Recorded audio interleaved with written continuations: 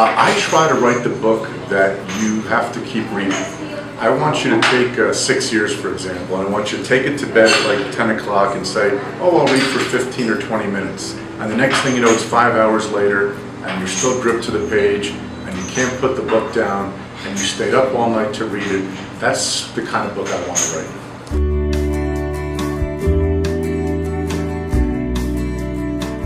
I like books with missing people more than murders, because with a missing person, everything could still turn out okay. You have hope, and hope can be a horrible, cruel thing, or it could be wonderful and raise up your heart. So in the case of 6 years, when this man loses his love for 6 years, is she alive? Is she dead? Will he find her? Will he not? That's kind of compelling stuff to write about, and that's what I love to do.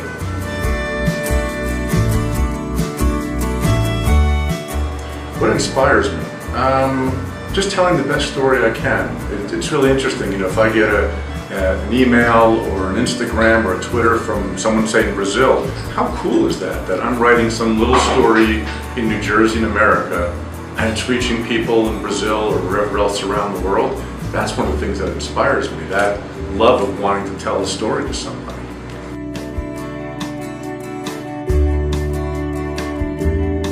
I do know the end. I know the beginning and I know the end. I have no idea how I'm going to get from here to here. It's sort of like in America, if you can picture an American map. I'm driving from New York to California. I may go Route 80, which is a direct route, but usually I'll go to the Suez Canal, I'll stop in Tokyo, but I always end up in California.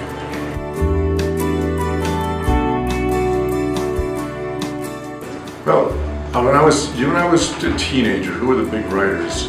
To be honest with you, I didn't read all that much as a teenager. I did read mostly adult books. I didn't read too many teen books. I read a lot when I was young, and then I sort of, my teenage years, unfortunately, didn't read as much as I probably should have. Because the problem is in school they make you read boring books, don't they? And I think that's a mistake. So I started to lose my love of reading. So my suggestion is to teenagers to keep finding the stuff you want to read, not the stuff that your teachers have to read, your teachers tell you, but read the other stuff that's out there also.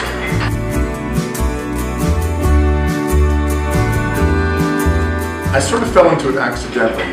It's almost like a virus. Once you get it, and you just want to keep writing. So I tried to write a story. That's something that happened to me when I was around 20 years old, and it was a stupid story.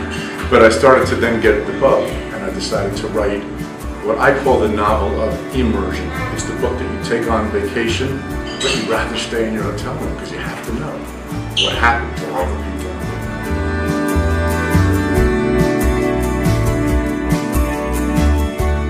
Question. I don't know, because I'm not much for nonfiction. I don't follow true stuff. I make things up.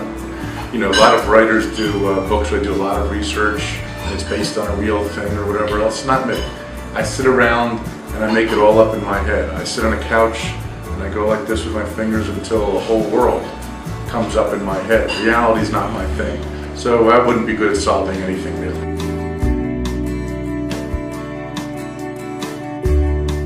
The most important thing, and it's very obvious, is to write. Write as often as you can. Write every day. If you have a diary, that's a wonderful thing. Just keep writing, even if it's no good.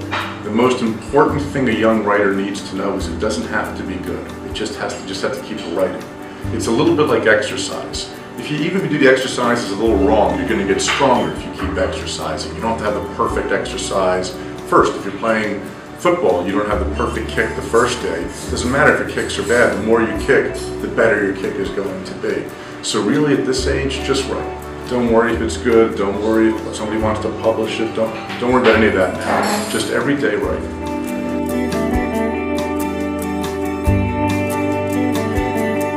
No, that's fine. 6 years in the beginning, the first line of 6 years is, I sat in the back pew and watched the only woman I would ever love marry another man. So Jake is a college professor, he's sitting in the back and he's watching the love of his life marry another man. He's brokenhearted.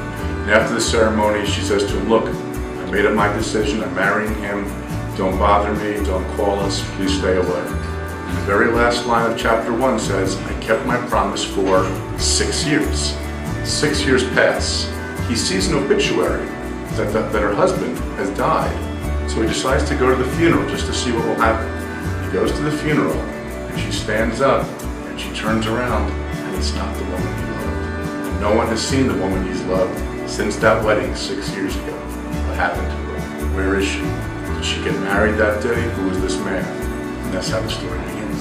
Well, thank you all here in Brazil. I'm thrilled to be here. I'm thrilled that you are reading the books. I hope to see you on Instagram and Twitter and Facebook. That's always fun to see the pictures of you with the books. Thank you very much for all your support, and read 6 years.